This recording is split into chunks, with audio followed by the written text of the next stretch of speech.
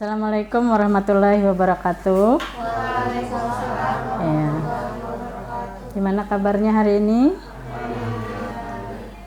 Ya, pagi ini kita akan memulai pembelajaran tentang bagaimana pengkajian di komunitas ya.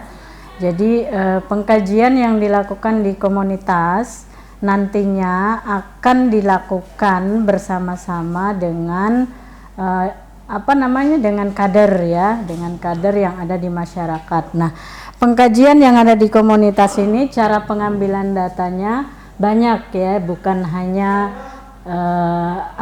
wawancara, tetapi ada namanya teknik observasi ya. Nah, yang paling utama Anda lakukan nanti pada saat Anda turun ke lapangan adalah harus ada yang namanya survei ya, survei lingkungan. Nah, survei lingkungan ini caranya nanti mahasiswa harus berjalan mengelilingi wilayah atau lingkungan yang nantinya akan dipakai untuk pengambilan data. Jadi misalnya ada di wilayah Dasankolo misalnya ya, di wilayah yang terdekat. Jadi nanti mahasiswa akan turun, 1 atau 2 orang mahasiswa ya, nanti akan berjalan berkeliling melihat fasilitas apa yang ada di masyarakat ya, yang harus didata di situ, bagaimana fasilitas kesehatan yang ada di sana, kemudian fasilitas ibadahnya, masjidnya letaknya di mana ya, kemudian kondisi jalannya seperti apa, kemudian letak kuburan di mana, dan seterusnya ya. Semua itu nantinya harus Anda bisa mengkajinya, melihatnya, observasi dengan cara melihat ya. Kemudian Anda juga akan cross check dengan para masyarakat yang ada di situ, terutama tokoh-tokoh masyarakat ya. Tokoh masyarakat yang ada di situ. Kemudian pada saat jalan pun mahasiswa itu harus didampingi oleh kader ya, kader yang ada di daerah setempat, karena nantinya pada saat pelaksanaan kan Anda juga harus bisa cross check ya, sinkronisasi datanya apakah betul apa yang Anda lihat gitu ya. Kemudian nantinya pada saat pemetaan, ini namanya pemetaan, jadi pada saat Anda membuat laporan nanti, maka itulah sebagai dasar Anda untuk membuat peta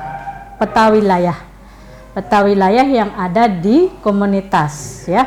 Nah, itu rumah penduduk itu gambarnya seperti apa ya, kemudian untuk kuburan seperti apa, dan seterusnya nanti ada keterangannya, dan itu ada di teori komunitas, di komunitas 1 ya. Jadi semua yang Anda lakukan pada saat praktik itu harus Anda pelajari juga mulai dari komunitas dasar ya, karena pada saat Anda turun Anda akan mengingat kembali, oh ternyata di teori harusnya kita buat ini misalnya ya. Jadi itu harus sinkron. Nah, itu dengan yang pertama dengan cara jalan ya, jalan-jalan, itu namanya observasi lingkungan. Kemudian yang kedua dengan cara wawancara ya.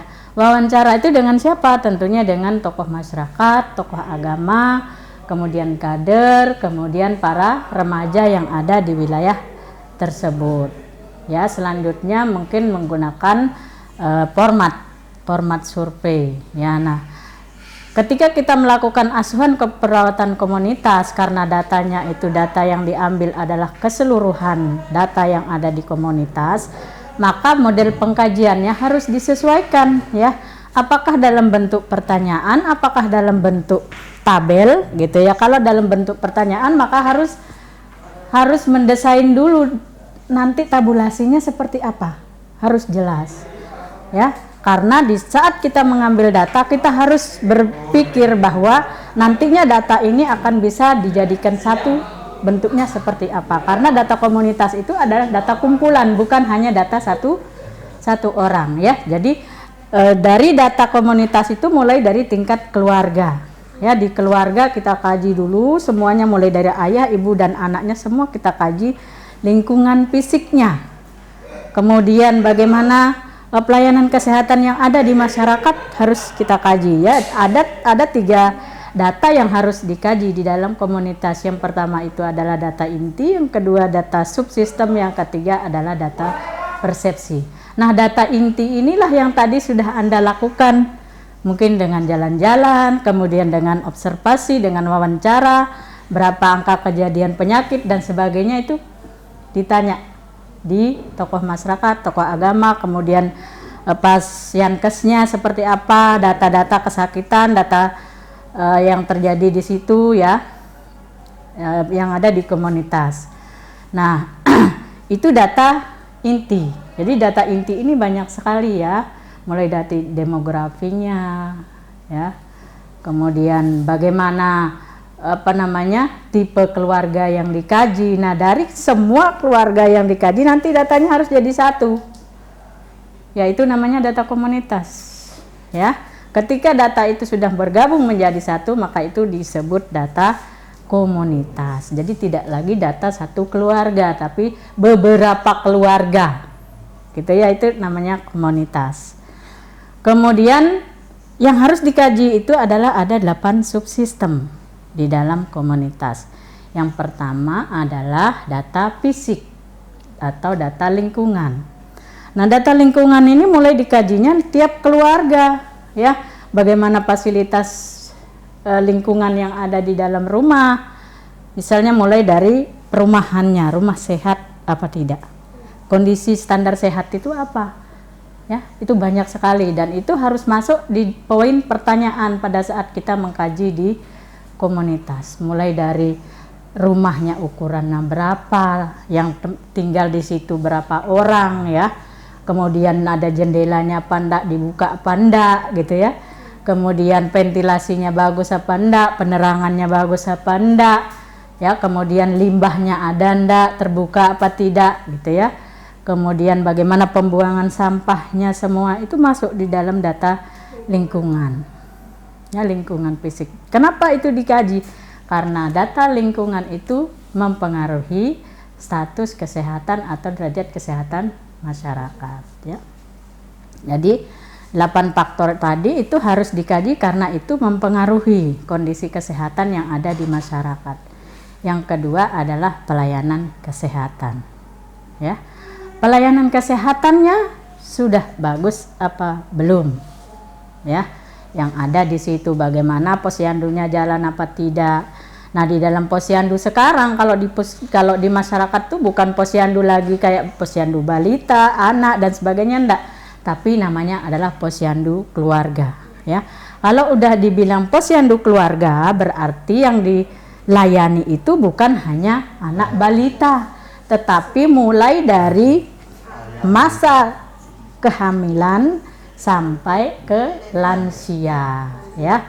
Jadi itu semua dikaji ya, itu semua dikaji. Kemudian tadi pelayanan kesehatannya bagaimana? Tadi yang posyandu yang dilayani semua tumbuh kembang ya. Kemudian rajin enggak orangnya datang ke posyandu ya. Nah, selama ini kan masyarakat itu hanya datang ke posyandu hanya kalau ada keluhan ya enggak? Itu yang terjadi di masyarakat. Nah, seharusnya sakit maupun tidak sakit harus datang ke posyandu, karena prinsip pelayanan kesehatan komunitas itu bukan hanya pada yang sakit saja, tetapi pada yang sehat pun harus dilakukan intervensi, yaitu berupa pencegahan.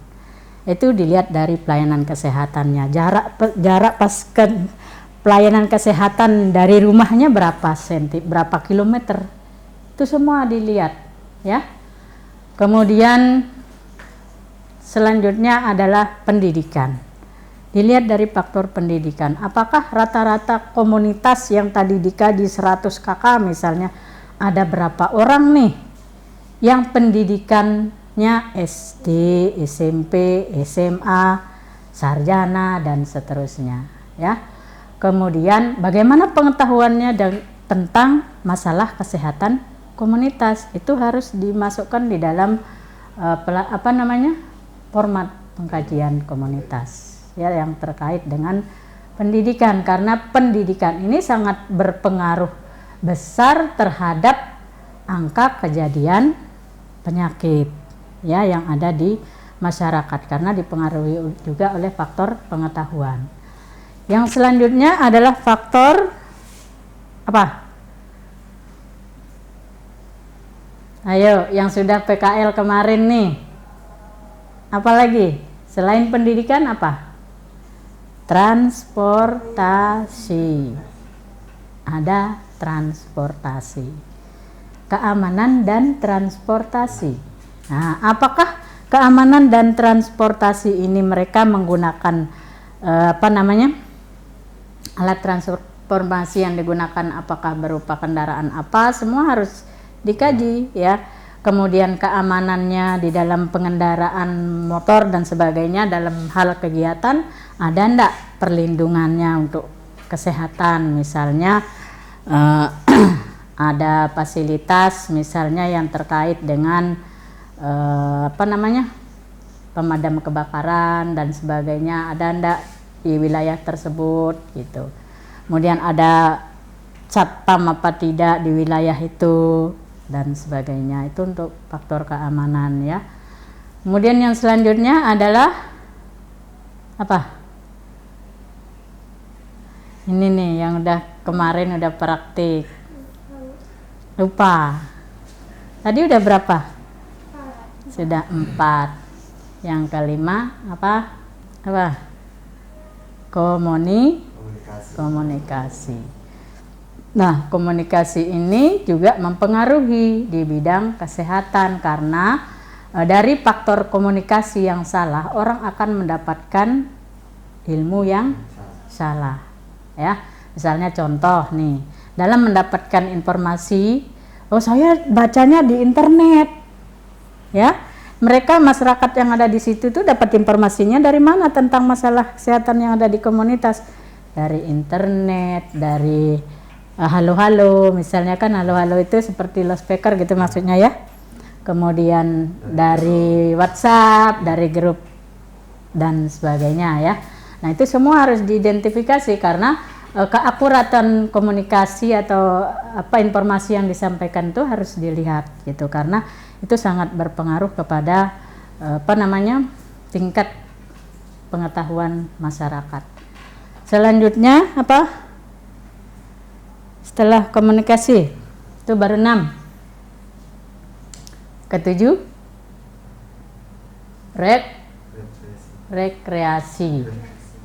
rekreasi itu perlu ya. Jadi pemerintah harus bisa menyediakan fasilitas rekreasi untuk siapa ya? Untuk masyarakat. Dan masyarakat itu kan banyak jenisnya ya, bukan hanya lansia doang, bukan hanya remaja doang, ada anak balita, ada remaja, ada lansia, dan itu harus disediakan fasilitas itu supaya kegiatan masyarakat itu bisa disalurkan di situ, bisa refreshing, bisa apa gitu ya. Karena dengan adanya seperti itu, orang akan menurunkan tingkat stres yang ada di masyarakat. Nah, diharapkan dengan adanya fasilitas-fasilitas seperti itu, orang udah memiliki tempat menikmati ya, menurunkan stresnya. Apalagi yang sekarang ini kan akibat Covid ini banyak sekali permasalahan-permasalahan yang timbul di masyarakat, dan itu sangat berkaitan dengan masalah kesehatan yang ada di masyarakat ya. Yang terakhir apa? Politik ya. Jadi politik juga berpengaruh di situ, peran serta politik. Atau adakah orang yang berkontribusi untuk peningkatan status kesehatan di masyarakat itu? Apakah ada dari dewan, ada dari apa gitu, seperti itu ya. Misalnya ada program remaja, ini disupport oleh dewan misalnya. Nah, seperti itu. Jadi itu juga perlu, apakah itu dukungannya positif atau negatif, dan itu kan tergantung dari masyarakat ya, yang bisa menilai apakah politik ini berpengaruh baik atau pengaruhnya buruk gitu ya yang ada di masyarakat, karena sering juga berdampak negatif ya. Tetangga sama tetangga sendiri tidak teguran karena masalah apa? Beda pilihan misalnya gitu kan, itu bisa menyebabkan resiko terjadinya tawuran, bisa terjadi kecil-kecilan antar tetangga, dan hubungan antar tetangga juga kurang bagus ya. Itu yang ke-8. Selanjutnya yang data ketiga adalah data persepsi. Nah, data persepsi ini harus ditanyanya ke siapa? Ke tokoh masyarakat, tokoh agama, dan kader ya. Apa yang ditanya? Bagaimana persepsi masyarakat tentang wilayahnya ya, bagaimana perasaannya berada di komunitas itu gitu. Mereka menganggap bahwa dia memiliki kekuatan apa tidak berada di komunitas itu. Nah, itu harus ditanya, karena dengan dia mencintai wilayahnya sendiri, otomatis dia akan menjaganya gitu ya. Sehingga pada saat kita melakukan pengkajian, kita dapat data, arah intervensi kita sudah jelas. Oh, ini masyarakatnya peran sertanya bagus dan seterusnya. Jadi itu bisa kita tahu dari situ ya. Itu dari pengkajian ya. Selanjutnya masuklah ke analisa data. Nah, data yang tadi terkumpul itu harus dijadikan satu, tapi datanya dulu harus disamakan ya. Samakan persepsinya. Ini data yang ini model tabulasinya dan seterusnya ya. Sehingga pada hasil tabulasi data sinkron dengan apa yang dapat di pengkajian ya. Sehingga pada saat kita mengambil suatu kesimpulan bahwa ini adalah masalah kesehatan, itu cocok dengan masalah yang ada dirasakan oleh masyarakat ya. Jadi tidak bisa mahasiswa itu mengatakan oh ini masalah, tetapi buat masyarakatnya enggak. Nah, itu yang sering terjadi di masyarakat pada saat mahasiswa melakukan praktek komunitas ya. Karena mahasiswa itu harusnya bersama-sama merumuskan bahwa ini adalah masalah menurut Anda, ini masalah menurut masyarakat ya. Karena tetap Anda menentukan suatu masalah juga harus tetap mengacu kepada kebutuhan dasar manusia ya. Nggak bisa kita mengatakan ini butuhnya ini, tapi sementara orangnya hanya untuk makan saja susah ya. Kita suruh buat tong sampah nih, lingkungannya jelek, kotor misalnya, Anda prioritas di situ adalah lingkungan. Anda fokus akan melakukan tindakan intervensi untuk tong sampah misalnya, sementara tidak ada apa-apa di masyarakat. Jadi tindakan yang Anda lakukan harus disesuaikan dengan apa yang dimiliki oleh masyarakat. Kalau dia punya bambu, ya bambunya yang kita pakai desain untuk buat tong sampah, bukan suruh beli ya, tapi memanfaatkan apa yang ada di masyarakat. Sehingga masalah yang ada itu harus dirembukkan dulu dengan masyarakat ya. Di masyarakat harus tahu bahwa ini ternyata menurut kesehatan tidak bagus gitu. Jadi mereka bisa kita arahkan ke arah yang lebih baik, yang benar menurut kesehatan gitu. Tapi tidak bisa juga kita harus mengikuti dia, oh ini menurut saya enggak, tapi kita berikan ini loh rambu-rambunya gitu ya. Sehingga mereka juga akan tertarik bahwa oh iya ternyata ini masalah, yang kemarinnya saya santai-santai aja, oh ternyata ini masalah. Jadi mereka merasa bahwa dia sangat perlu. Kalau dia sudah merasa itu masalah buat dia, maka dia pun akan tertarik untuk ikut kita gitu. Jadi kalau itu masalahnya buat Anda, belum tentu mereka tertarik. Mungkin ada yang mau bertanya, silahkan. Silahkan. Berarti Bu, kan tadi di tahap pengkajian ada data fisik dan lingkungan, terus yang kedua analisa data. Berarti setelah analisa data itu diagnosanya akan muncul gitu. Jadi setelah kita menemukan data, mengumpulkan data, mengelompokkan data, baru buatlah poin analisa data yang terdiri dari berapa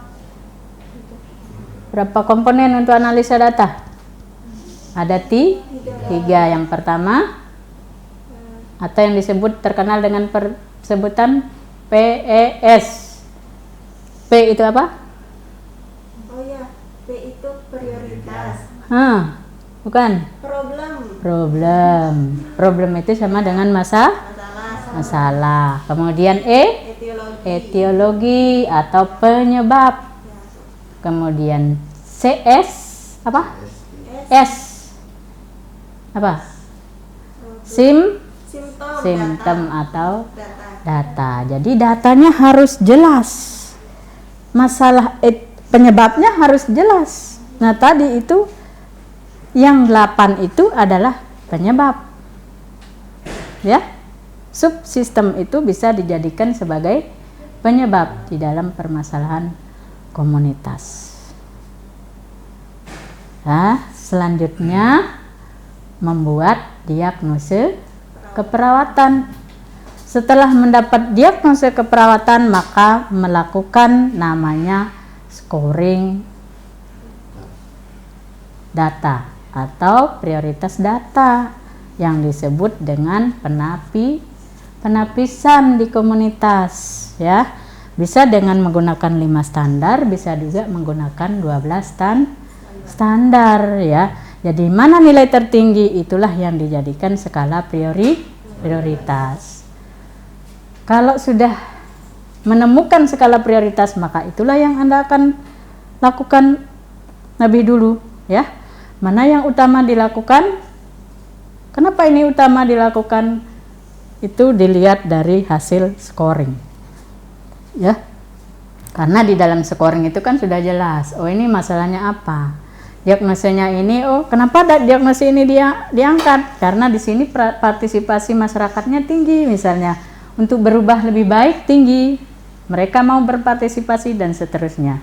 Kemudian program didukung ada dari pemerintah dan seterusnya, itu ya. Jadi semua harus dilihat dan itu semua ada di prioritas.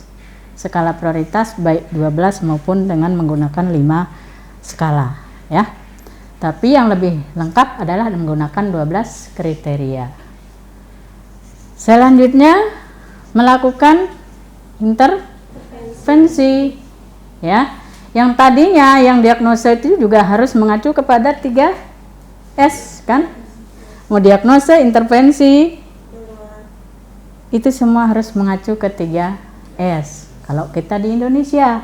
Tapi ketika Anda pergi ke luar negeri, maka Anda harus juga menguasai yang namanya Nanda Niknok, gitu. Ya, karena SDKI yang 3S hanya dipakai di Indonesia, gitu. Ya, namanya aja standar diagnosis Indonesia. Standar diagnosis keperawatan Indonesia, ya. Jadi berlakunya di Indonesia. Selanjutnya, apa rumusan untuk POA-nya? Plan of action. Anda harus buat kan intervensinya? Apa rumusannya? Ada diagnosis, ada tujuan, dan ada intervensi. Yang pertama Anda harus buat tujuan. Tujuannya mengacu kemana? SLKI, Standar Luaran Keperawatan Indonesia. Yang I, intervensinya mengacu kepada SIKI, Standar Intervensi Keperawatan Indonesia. Nah, selanjutnya di dalam implementasi Anda harus mengacu ke dalam POA itu, gitu. Ya. Selanjutnya sampai dengan evaluasi. Evaluasi juga harus mengacu kepada tujuan tadi, gitu. Sampai di sini. Apa ada yang mau bertanya? Silahkan. Untuk materi hari ini saya rasa sudah cukup karena kita udah mulai dari pengkajian sampai evaluasi. Dievaluasi mengacu kepada tujuan ya. Terima kasih untuk hari ini. Kalau tidak ada pertanyaan, saya cukupkan. Terima kasih. Assalamualaikum warahmatullahi wabarakatuh.